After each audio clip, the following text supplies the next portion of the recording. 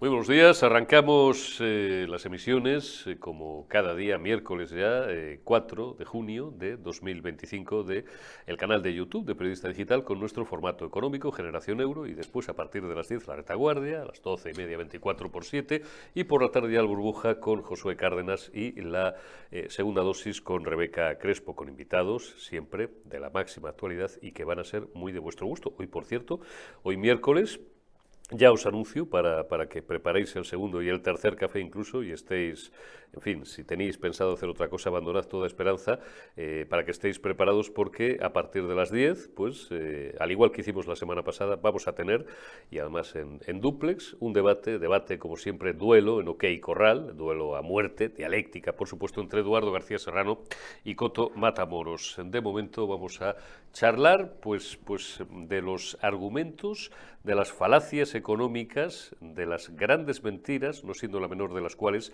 que la economía española va bien, que vamos como un cohete, como le gusta repetir al figura y a todos sus ministros económicos, que siempre son las mismas. Yo sé que a lo mejor a algunos de vosotros o a algunos de nuestros espectadores les pueden llegar a resultar reiterativas, pero como siguen siendo las mismas mentiras y lejos de persistir no ya en sus políticas y rectificarlas, sino persisten en sus malas artes y en la técnica del engaño y la manipulación, pues aquí no nos queda otro remedio que seguir denunciándolo. Don César Sinde, muy buenos días. Muy buenos días.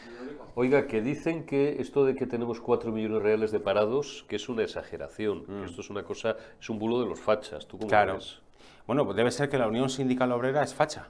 Sí, ¿no? ¿No? Es un sindicato, ¿no? Sí. Que además lo lleva nuestro apreciado y admirado José Luis Fernández. Uno de los grandes que está allí, sí. Uno que es un veterano que se las sabe todas y que es un tío honrado, a carta cabal, profesional y que ofrece de vez en cuando estudios, como el que me vas a contar, del máximo interés.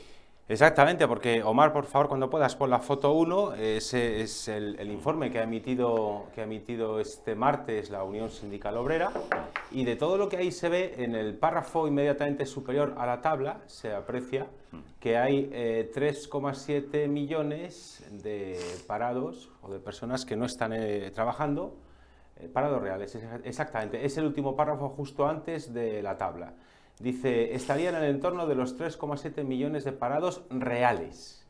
Es decir, que el maquillaje estadístico de Yolanda Díaz, otra vez, lo vuelve a ser desmontado por la Unión Sindical Obrera, porque frente a los 2,4 millones de personas sin trabajo o desempleados que ven el gobierno, luego están los fijos discontinuos, las personas que están en un ERTE, en fin, toda esa casuística que el gobierno ha convenientemente, los criterios que el gobierno convenientemente ha aderezado, ha maquillado, ha ocultado para que la estadística salga. Y así, bueno, pues la ministra Elma Saiz diciendo que van a celebrar que lleguemos a los 23 millones de ocupados, pero señora mía, es que una persona que es fija discontinua, usted la computa como persona ocupada cuando mejor está inactiva. Y eso no sale en la estadística del paro. Es que ese es el problema. Es que tenemos un gobierno trilero. Es que tenemos un gobierno que hace maquillaje, que ha cambiado los criterios clásicos de contabilidad de las personas que están empleadas o no empleadas o en paro, por así decir, y luego saca pecho de que la gestión económica va con tiro, por no hablar de que desde que gobierna Sánchez, prácticamente la mitad del empleo que se ha creado es público.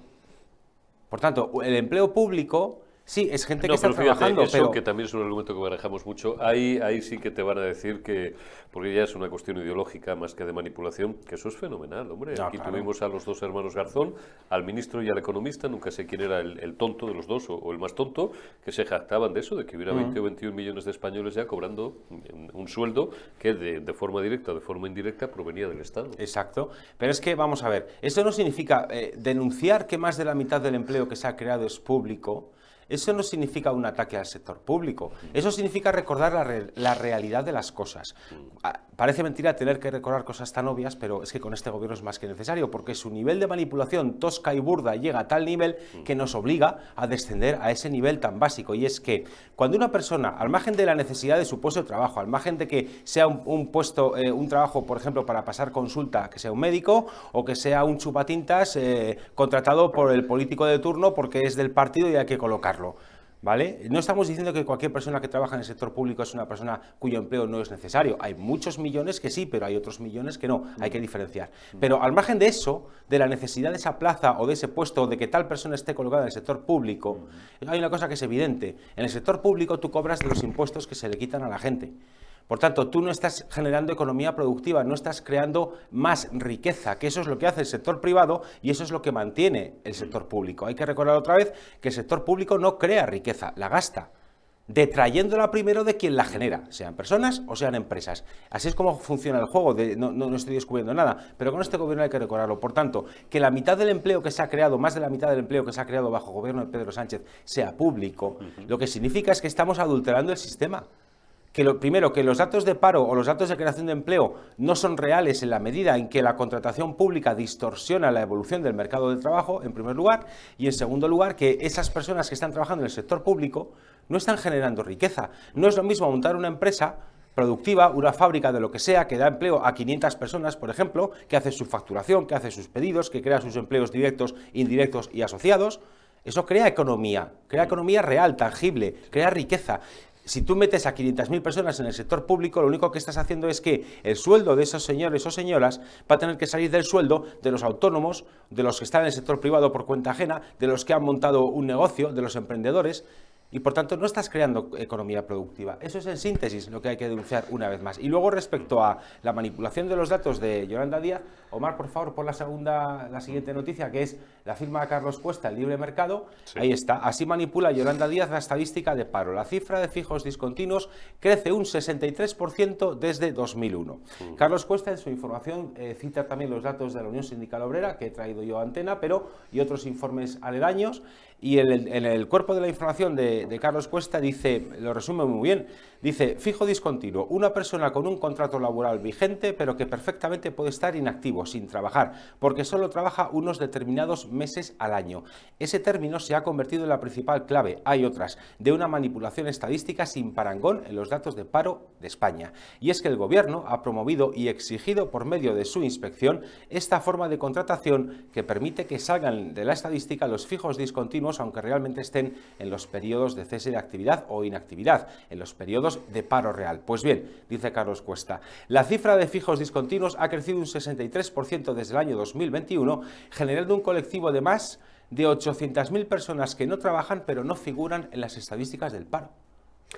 Claro, porque no computan como demandantes de empleo. Es que el demonio está ahí, aparte de la manipulación, efectivamente, en la forma, digamos, en el procedimiento para considerar una persona parada o trabajando, ¿no? Esto es como cuando, claro, decían, es más fiable, ¿te acuerdas? La EPA durante décadas que el INEM, porque el INEM solo computa los que están apuntados. Claro. Y en la EPA, y decían, ¿qué diferencia hay? Pues hombre, en la EPA, por ejemplo, hay... Pongo ejemplos, que nadie se me ofenda, porque simplemente son ejemplos descriptivos. Pues no sé, un montón de amas de casa que a lo mejor les dice, oiga, ¿a usted le gustaría a lo mejor un empleo de 3-4 horas diarias? ¿No? Pues hombre, sí, ayudaría a la familia y tal, no sé qué. Pero bueno, y a lo mejor han estado apuntadas algún tiempo, pero se desaniman. O gente parados de muy larga duración, de más de 50, 55 años, que han estado apuntados media vida al paro o muchos años y luego ya se desaniman y se desapuntan directamente. Pero eso no les... quita ni les resta su condición de desempleados. Otra cosa es que hayan dejado de creer en el sistema y que ya no estén empleados. Porque, y pregunta que te planteo, que también es un argumento muy manido por los que llevamos muchos años, como tú y yo, haciendo información económica, pero que últimamente toco poco y a lo mejor hoy es el día. ¿El INEM sirve, es una pregunta retórica, sirve realmente para crear empleo o es simplemente un organismo gestor de las prestaciones de empleo? Dicho en otras palabras, ¿tú conoces, o yo, ustedes, a alguien que haya encontrado trabajo a través del Instituto Nacional de Empleo? No. Y además es que hace jornadas atrás mandaron una carta a Yolanda Díaz, los sindicatos que están en el SEPE, diciendo que necesitan del orden de unas 10.000 personas más, si no me falla la memoria, para tramitar todas las prestaciones sociales que se gestionan a través del SEPE. Desbordados. Porque están desbordados. Y en esa carta lo que viene a reconocer esos trabajadores sindicales es que básicamente su función es dar las ayudas sociales, no hacen otra cosa. No hace esas. Luego, claro, cuando vemos. Gestionar estos cursillitos que hacían, perdón, no valen para nada, pero para nada es para nada. Para que vaya allí el pobre tío a sellar, a verle la cara al fulano o a la fulanilla de turno y poco más. Y para que el sindicato que organiza los cursos se lleve la pasta. Pero bien. Claro, una de las cosas que siempre se ha debido cambiar en el mercado laboral es que la formación que dan las empresas a sus empleados, que se lo puedan deducir del impuesto de sociedades y que se deje de mantener el momio de los cursos de formación de los sindicatos que no valen para nada.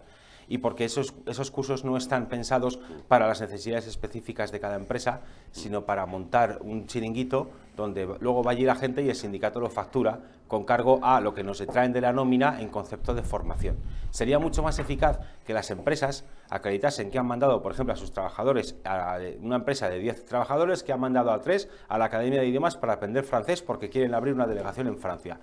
¿Vale? Pues esos 3 trabajadores tienen el sellado de la academia donde han impartido las clases y eso da lugar a tener la desgravación que sea pertinente en el impuesto de sociedades o la tributación de la empresa, por así decir. Sí, no, o un beneficio lineal, una subvención directa o cualquier cosa. Bueno, eso es otra fórmula, pero yo soy más de la tesis de deducciones fiscales, puede ser. Sí, yo soy más de la tesis de que cada empresa que haga la formación necesaria para sus empleados luego se lo pueda deducir de los impuestos que tiene que pagar. Porque ¿quién sabe mejor qué formación necesita dar una empresa a sus empleados? ¿La propia empresa o el sindicalista de turno que lo que va a hacer es montar un chiringuito para cobrar la subvención?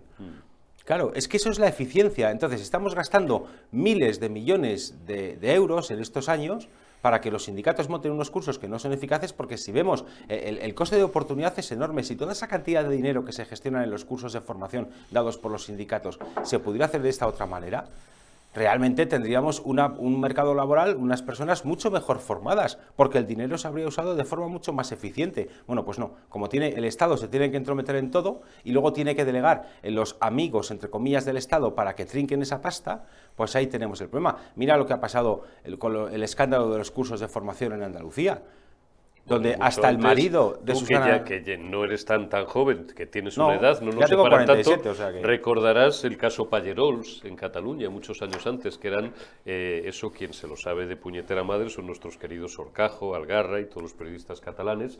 Esto afectaba de lleno no tanto a Convergencia y Unió, sino a Unió Democrática. Perdón, a Corrupcencia y Untó, quieres decir. A Convergencia y Untó, pero sobre todo a Untó Democrática de Cataluña, eso que eran los que se pasaron años robando, porque además se judicializó, tardó más años que la tos aquello en salir y tal, ¿no? Pero los cursos famosos los gestionaba un tío, por eso se llamó el caso así, Fidel Pallerols y tal. Eso ha sido siempre un nido de ratas en el que históricamente en Andalucía, en Cataluña, como bien has indicado, en Madrid, sí, también en Madrid, ha robado tanta y tanta gente ahí, ha robado todo el mundo, macho.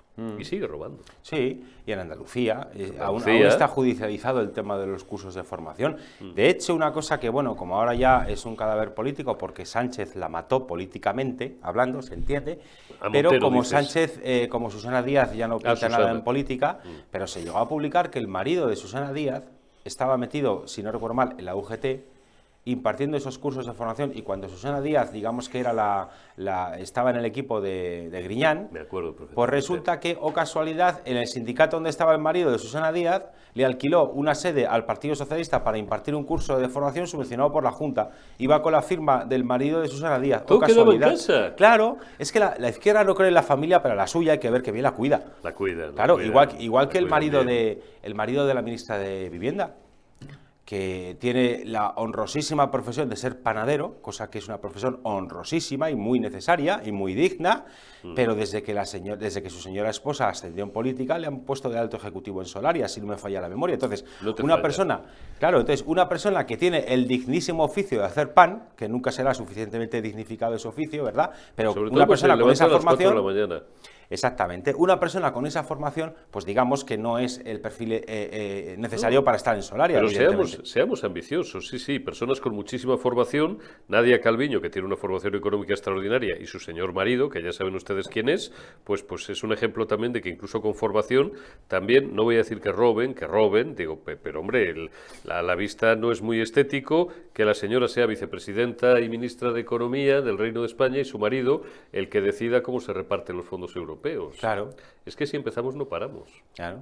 Es que Las extrañas puertas giratorias, esas que decía Pedro Sánchez que iba a acabar con ellas, ¿no? Dígame usted, vamos a hablar un poco de vivienda. ¿Qué es esto del propietario vulnerable, no vulnerable o la madre que parió Paneque? ¿De qué estamos hablando? Pues esto es porque es la foto 3. Omar, por favor, cuando puedas, ponnosla en pantalla. Propietario vulnerable. Pues sí. Me he llevado casi la mano a la pistola, es metafórico. Sí. Sí, porque, perdón, es una noticia que traigo de Libre Mercado en unas declaraciones de José Ramón Zurdo, que es el CEO de la agencia negociadora de alquiler, que es una empresa que se dedica a la intermediación en los contratos de alquiler para garantizar el cobro de rentas a los propietarios, habida cuenta de la enorme inseguridad jurídica que ha generado este gobierno. Pues simplemente lo que viene a decir el señor José Ramón Zurdo, el CEO de agencia negociadora del alquiler, lo diré bien, es que, puesto que el gobierno ha legislado que tú puedes estar en una vivienda que no es tuya, sin pagar el alquiler, siempre y cuando te consideren vulnerable, entonces ya eres indesahuciable, ¿de acuerdo? Pues eso lo que ha generado es el propietario vulnerable. ¿Por qué? Porque según datos de España, hasta que Escribano los manipule, por cierto, el 83% de las viviendas que están en el mercado del alquiler pertenecen a particulares, no pertenecen a los mal llamados fondos buitre, bien llamados fondos de inversión. Y la mayoría de gente que las ha adquirido hace 40 años, con el fruto del ahorro de hace 40 años, buscando o bien una vivienda para sus hijos o sus nietos o un complemento a su jubilación. Sí, España es un país de pequeños, lo era, de pequeños propietarios. Sí. Bueno, la realidad es que ahora ha bajado un poco, porque hace unos años... Hombre, y me extraña que no hayan desaparecido, pero si es que les falta dispararlos. Sí, hace unos años hasta el 85% de los españoles eran dueños de la vivienda en la que residían, y ese porcentaje ha bajado, la última vez que miré los datos, si no recuerdo mal, había bajado al 79-80%. Pero aún así, seguimos siendo un país de propietarios. Entonces, si lógicamente la mayor parte, la práctica totalidad de la vivienda está en manos de particulares, eso significa que en el mercado del alquiler, la práctica totalidad de la vivienda que está en alquiler, de los 3,2 millones de viviendas que hay en alquiler en España, prácticamente 2,8 millones pertenecen a particulares y el resto a fondos de inversión. Con lo cual, cuando tú introduces esa inseguridad jurídica brutal de que si declaran vulnerable al inquilino que no paga el alquiler, ese inquilino es indesahuciable o requiere un procedimiento judicial tan largo, tortuoso y tan incierto que al final incluso el juez decreta por las leyes soviéticas aprobadas por el gobierno que no se puede echar a ese señor porque no hay una alternativa habitacional, que es como lo llama la ley, y se queda ahí. Pues eso lo que ha provocado ese es el titular de esta noticia que traía Antena, es el propietario vulnerable. ¿Por qué? Porque si tú tienes un propietario que además de su casa en la que vive tiene otra para alquilar y el inquilino no le paga, conviertes también en vulnerable al propietario que no cobra la renta del alquiler, a la que tiene derecho, por cierto, porque hay que reivindicar una vez más que los propietarios de vivienda, lo digo por un vídeo que se ha hecho muy célebre en redes sociales de Irene Montero, defendiendo la expropiación de viviendas como si fuera la cosa más natural del mundo y diciendo que no es una actividad económica productiva, sino que es una actividad económica pasiva donde tú sin hacer nada cobras. Y yo le diría, como ella, claro, rascándose los pelos de la entrepierna, digo, de la entrepierna o del ombligo o de la cabeza, pues cobra 15 o 16.000 euros, creo que siguen cobrando en dólares en el Parlamento Europeo. ¿Por qué no los da a los más vulnerables? Bueno, un sueldo que Pablo Iglesias, en un debate con Albert Rivera televisado, en un bar, una conversación de bar televisada con Albert Rivera, Pablo Iglesias decía que el sueldo de un eurodiputado era indecente. Era indecente. Así que Irene Montero cobra un sueldo indecente según Pablo Iglesias. Pero al margen de eso, esta señora, que hay un vídeo también muy célebre de Irene Montero, donde una señora le pregunta cómo es posible que siendo tan joven tenga un chalet de 600.000 euros, y Irene Montero, muy hiperventilada, muy airada, dice, pues mire señora, porque tuve un padre que con 65 años murió de cáncer y soy hija única y heredé. Ah, ella sí pudo heredar, los demás no pueden, también, ¿verdad? Pero vi una noticia no hace muchos días ni semanas, donde se veía perfectamente que esa herencia no la había tocado. No la había tocado, porque, y además recuerdo, pero como estoy tocando de oído, mañana si puedo os traigo el cuadro, sino que, claro, porque además los de la Caja de Ingenieros les dan un préstamo prácticamente sin intereses, y esa herencia que estaba cuantificada, valor catastral me imagino, ¿no? Porque luego el precio de mercado será muy superior, creo recordar que eran unos 75.000 euros, una cosa así, que no la habían tocado para comprar el chalet de Galapagar. Bueno, pues la haya tocado o no, ella se acogió a la herencia de su padre como argumento de legitimidad para tener la casa que tiene. Pero luego justo... si tú heredas eres un fascista y hay que Eso expropiárselo. es. Bueno, pues esta señora, que para ella se aplica siempre la parte capitalista o casualidad, luego aplica a los demás la parte comunista, que es que hay que expropiar. Porque dice, además, en un desconocimiento supino de cómo funciona el mercado del alquiler y de cómo funciona la valoración de los inmuebles, dice que, claro, que los propietarios se benefician de las inversiones públicas en equipamientos urbanos para exigir el precio del inmueble. Y yo me quedo así, digo, sí, efectivamente, una vivienda que está cerca de colegios, de centros de salud, etcétera, etcétera, de esos equipamientos públicos, el alquiler pues tiene un porcentaje un poquito mayor. Pero lo que determina realmente el precio de un alquiler de una vivienda es, primero, el tamaño de la vivienda. Segundo, el estado de conservación de la vivienda. Tercero, la zona, evidentemente, claro, y la demanda que haya de vivienda en esa zona. Y el mercado, la oferta y la demanda, claro. El cruce de la línea de la oferta con la demanda. Exacto, pero no, los equipamientos públicos que haya en la zona donde está una vivienda es una parte muy baja del precio del alquiler. No, perdón, y otra cosa, que hay que recordarse la señora gentuza que son tan partidarios de sistemas fiscales confiscatorios y extractivos como el nuestro, que de progresivo tienen lo que yo os diga, para eso ya pagamos impuestos, para tener un colegio cerca, para tener un ambulatorio público cerca. Además, pero ¿de qué cojones están hablando esta gentuza? Es que hacen hablar a los muertos. Claro, además, bueno, pues... Y lo que estamos hablando es otro debate. Pues eso, esta señora que justificaba expropiar los pisos, cuando en realidad, por la mala situación que tiene el mercado del alquiler. Pero esa mala situación que tiene el mercado del alquiler ha sido provocada por las leyes que ha perpetrado Pedro Sánchez. Y para eso, lo mejor lo vemos en un gráfico. Omar, evolución. Eso es. Vamos a la evolución de Rajoy a Sánchez. Este gráfico ya lo hemos traído en otras ocasiones, pero está actualizado a datos de abril de Rajoy 2025. es el de color azul, para que no os despistéis, para que no os perdáis. Fijaos. Exactamente. ¿Cómo va la pendiente? Bueno, ya en los últimos años de Rajoy iba para arriba. Sí, pero bueno, en cualquier caso, bien, comparado por mandatos, con datos actualizados de Idealista hasta abril de 2025, ¿de acuerdo? Bien. Con Mariano Rajoy, en 8 años de gobierno, el alquiler en euros por metro cuadrado, precio medio en España, datos de Idealista, subió 1,8 en 8 años. Bien. Con Sánchez ya vamos por 14,3 euros de subida del alquiler del precio del metro cuadrado a fecha de abril de 2025, datos de Idealista, es decir... En 7 años. En 7 años, no 8 de Rajoy. Entonces, 7. Con 1,8 euros por metro cuadrado en 8 años de Rajoy, Sánchez ya lleva en 7 años 4,4 euros el metro cuadrado de subida. Cágate, lorito. Entonces, cuando la izquierda se pone campanuda o se pone estupenda o se pone hiperventilada, o cuando la señora Irene Montero empieza a hablar de todas estas barbaridades en relación a la vivienda, de que hay que expropiar, si profundizamos en ese tipo de medidas restrictivas, ese gráfico va a subir todavía más. Porque a medida que se han ido tomando esas medidas restrictivas es cuando en la línea roja es cuando más ha empezado a dispararse el precio del alquiler. Entonces, tú no puedes pretender que haya oferta de un bien en el mercado atacando a los que ofrecen ese bien en el mercado. Es así de sencillo. Y ¿qué pasaría, por ejemplo, si tú legislas que puedes irte sin pagar de los restaurantes o de los bares? La pregunta sería, ¿cuántos bares seguirían abiertos en esas circunstancias? ¿Cuánta gente dejaría de abrir un bar? Sigue por ahí y ahí ya verás en lo que te voy a concluir. Sí, pues estoy completamente de acuerdo contigo. Si tú legislases eso, de que tú te puedes ir sin pagar de los bares o restaurantes, la pregunta sería, ¿cuánta gente mantendría sus bares abiertos? 0. ¿Cuánta gente? A menos que lo tuviera para blanquear dinero, 0.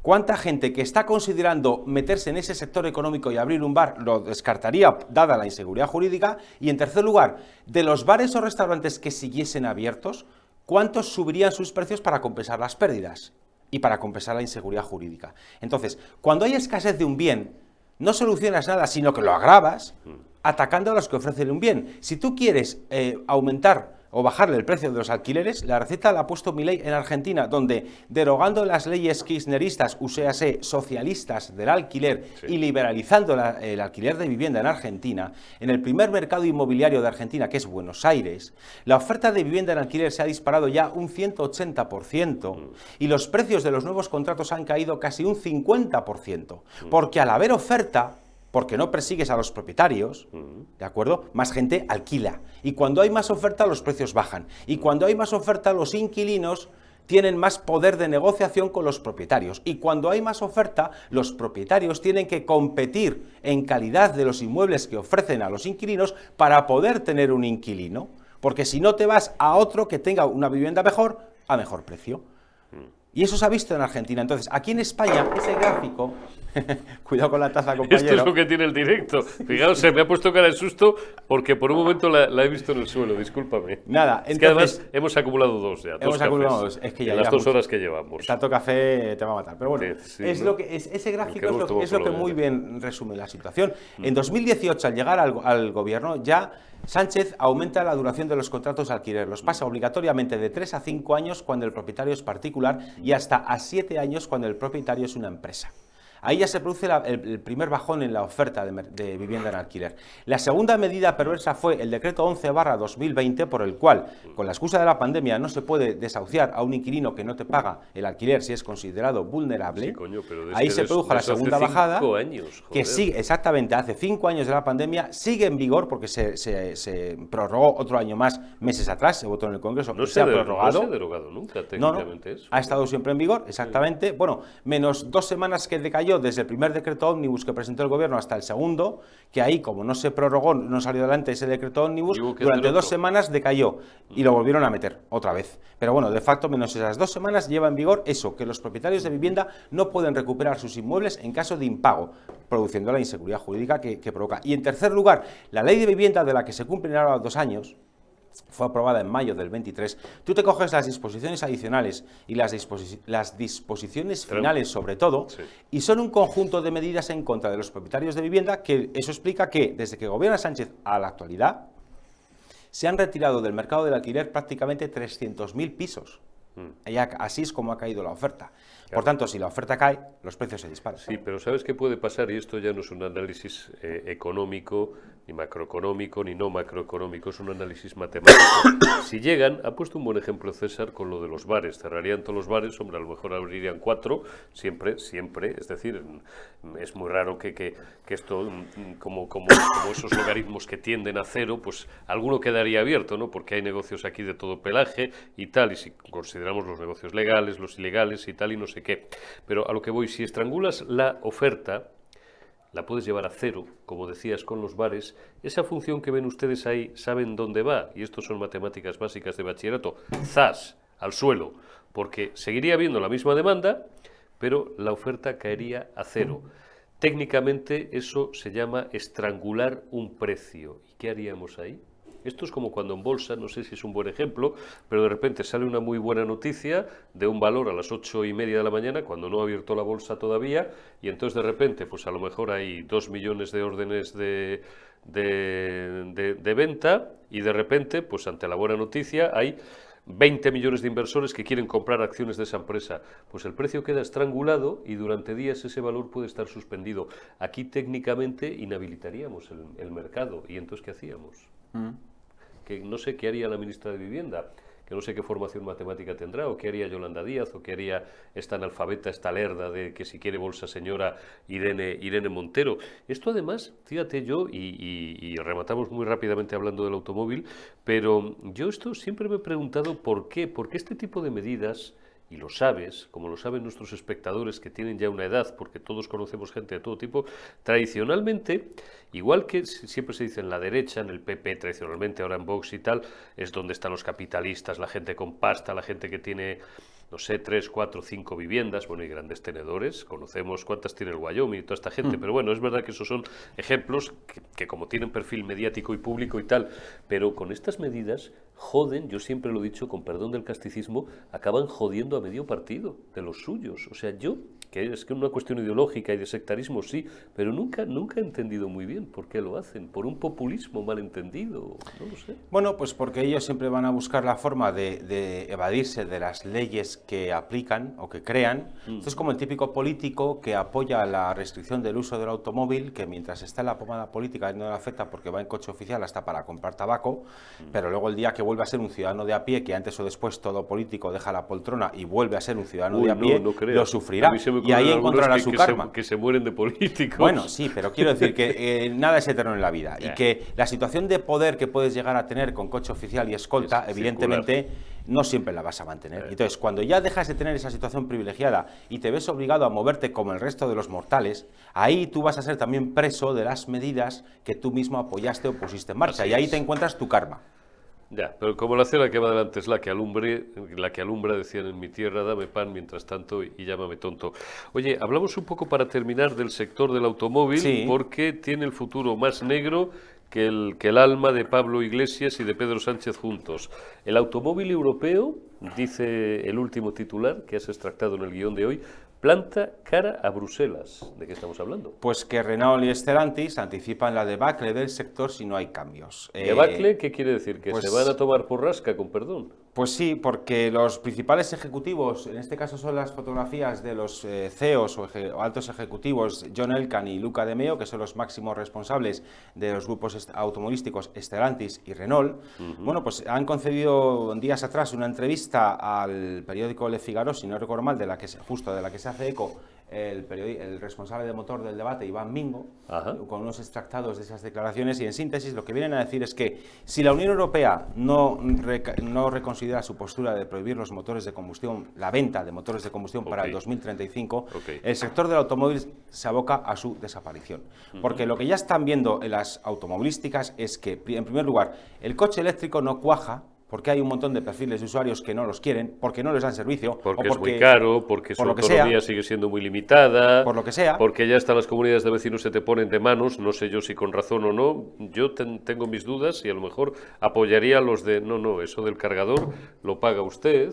Porque yo tengo un garaje en casa que todos los días veo un tío que tiene ahí siempre cargando. Y yo siempre me pregunto, yo me prohibí las reuniones hace 30 años, ¿cuánta pasta costará esto suplementaria en el recibo? Y es el único coche eléctrico de un garaje en el que pueden caber 180 o 200 vehículos. Pues además de los problemas de convivencia que generan por el riesgo que supone guardar en un garaje un coche eléctrico donde lo pones a cargar y donde las baterías son susceptibles de incendiarse. 40 grados vas a ver los que empiecen a explotar, como el patinete eléctrico. Puede ser. Pues es que eso genera unos gravísimos problemas de convivencia. Pero el problema fundamental de todo esto es que cuando tú impones una tecnología al margen de que esa tecnología, como toda tecnología, tiene sus puntos fuertes y sus puntos débiles. Y teniendo sus puntos fuertes y sus puntos débiles, esa tecnología le es útil a un tipo de usuarios, pero no a otros. Entonces, si tú lo impones, estás haciendo que mucha gente no compre eso y estás obligando a las marcas de coches a un proceso forzado de electrificación que luego no tiene respuesta en las ventas de coches. Y por tanto, las estás abocando a una situación de que producen un bien que no tiene demanda. Y en cuanto a toda la incertidumbre que ha introducido Bruselas en el mercado del automóvil, lo dice muy bien John Elkann, lo dice muy bien cuando dice que, de acuerdo con los datos del mercado, las ventas en Europa llevan 5 años en declive y es el único mercado mundial que no vuelve a la situación anterior al COVID.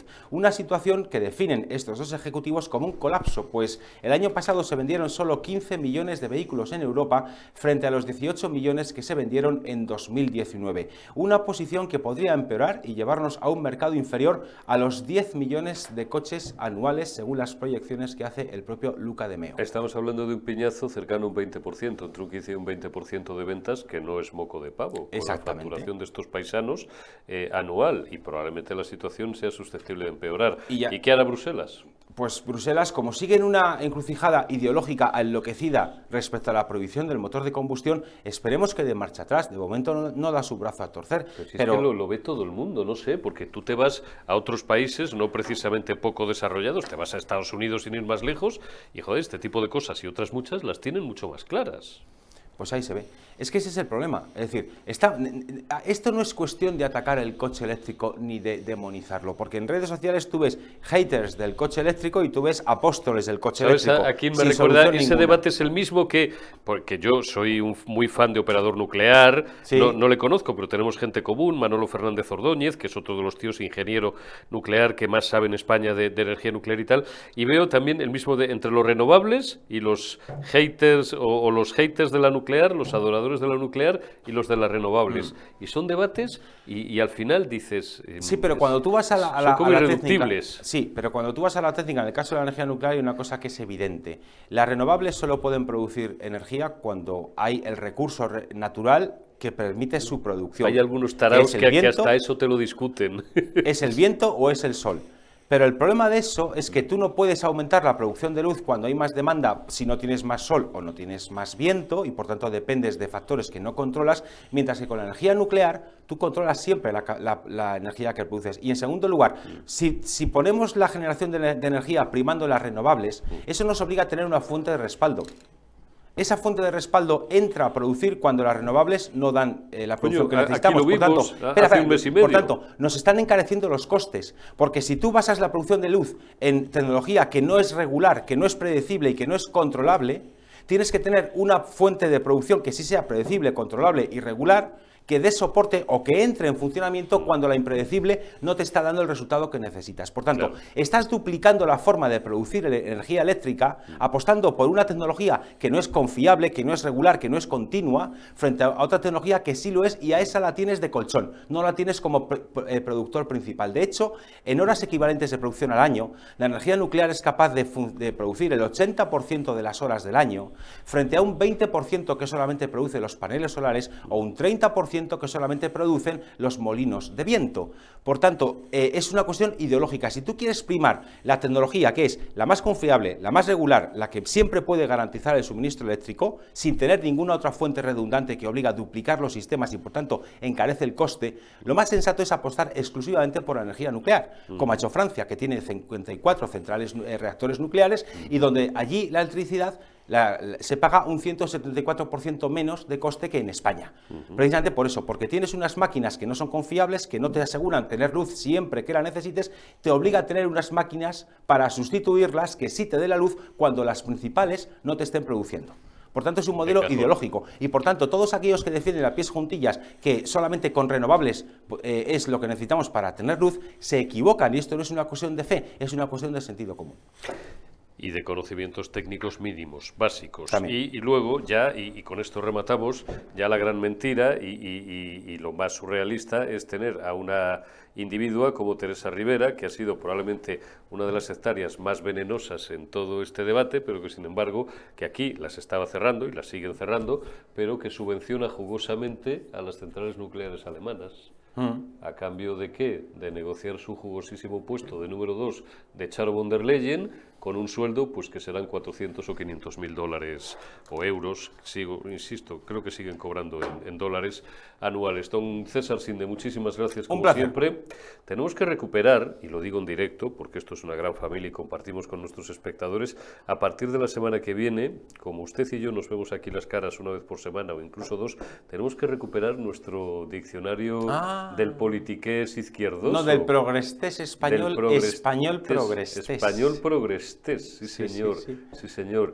Y le dedicaremos cada semana, los martes o los jueves, cuando o para vosotros los miércoles o los viernes, un día indeterminado, a lo mejor le acabamos buscando un día fijo, y os contaremos pues cómo don César y un servidor pues nos llevamos la mano a la pistola, es metafórico, desde hace ya décadas, cada vez que oímos la palabra colectivo, asamblea, sostenible y todas estas Bueno, cuestiones. sostenible simplemente por hacer un breve diccionario. ¿Por qué lo llaman sostenible cuando deberían decir sostenido? Haciendo un paralelismo con esa película que decía, ¿por qué lo llaman amor cuando quieren decir sexo? Pues esto es lo mismo, porque todo aquello a lo que le ponen la coletilla sostenible, en realidad lo que significa es que está subvencionado y por tanto está sostenido. Ahí estamos, sustainable. Yo, desde que vimos aquel impagable vídeo de Begoña Gómez con aquel sustainable, porque es vaga la tía hasta para prepararse, aunque no sepas inglés, coño, te lo preparas fonéticamente, ¿no? Hemos conocido cantantes que sin tener idea de ruso han cantado incluso tenores en ruso y lo han aprendido fonéticamente. Julio Iglesias tiene una canción llamada Anatamo Uramo, que es en japonés, que es la traducción al japonés de una maravillosa canción que tiene Julio Iglesias, que la escribió él, que se llama Como el álamo al camino. Sí, señor. Y la cantó la versión en japonés. Y la versión en japonés, con un par, pero que hay que trabajar un poquito. Y es que bueno, comparar a Julio Iglesias, que es el arte encarnado y es un gran artista, con esta tropa, hombre, igual es que yo tengo aspiraciones muy elevadas, ¿no? Quizá. Tienes aspiraciones muy elevadas. No os vayáis, dentro de unos minutos, La Retaguardia.